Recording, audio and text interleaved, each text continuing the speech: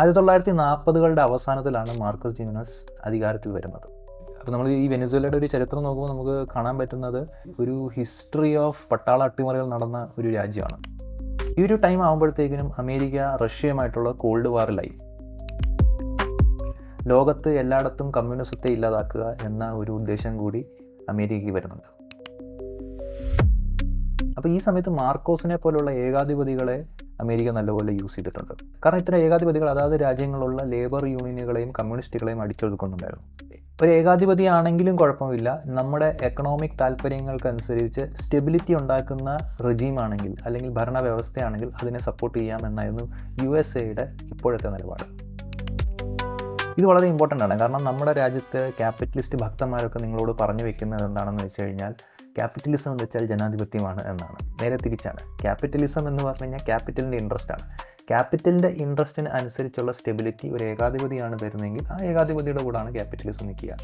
ആ ഒരു സ്റ്റെബിലിറ്റി തരുന്നത് ജനാധിപത്യമാണെങ്കിൽ ജനാധിപത്യത്തിൻ്റെ കൂടെ ആയിരിക്കും ക്യാപിറ്റലിസം നിൽക്കുക. ക്യാപിറ്റലിസത്തിന് ജനാധിപത്യം വേണം, ഏകാധിപത്യം വേണമെന്നും താല്പര്യമൊന്നുമില്ല. ക്യാപിറ്റലിസത്തിന് താല്പര്യം ക്യാപിറ്റലിൻ്റെ ഇൻട്രസ്റ്റ് രക്ഷിക്കുന്നതോ പ്രൊട്ടക്റ്റ് ചെയ്യുന്നതോ ആരാണ്.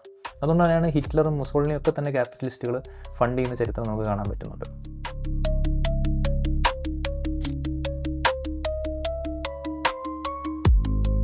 ഗോമസിന് ശേഷമുള്ള ഒരു ടഫസ്റ്റ് ഡിക്റ്റേറ്ററായിട്ട് മാർക്കോസ് അവിടെ മാറി.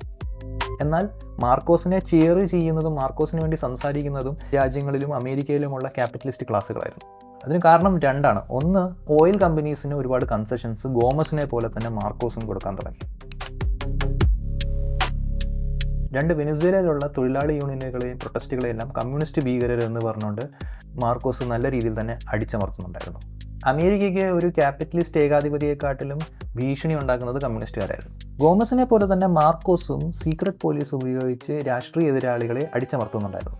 എന്നാൽ ഇതേ സമയത്ത് തന്നെ അമേരിക്ക മാർക്കോസിന് ഒരു ലീജിയൻ ഓഫ് മെറിറ്റ് എന്ന് പറയുന്ന ഒരു മിലിറ്ററി അവാർഡ് കൊടുക്കുന്നുണ്ട്. അദ്ദേഹത്തിൻ്റെ മെറിറ്റോറിയസ് ആയിട്ടുള്ള അച്ചീവ്മെൻറ്റിനാണ് ഇത് കൊടുക്കുന്നത് എന്നാണ് അമേരിക്ക പറഞ്ഞത്.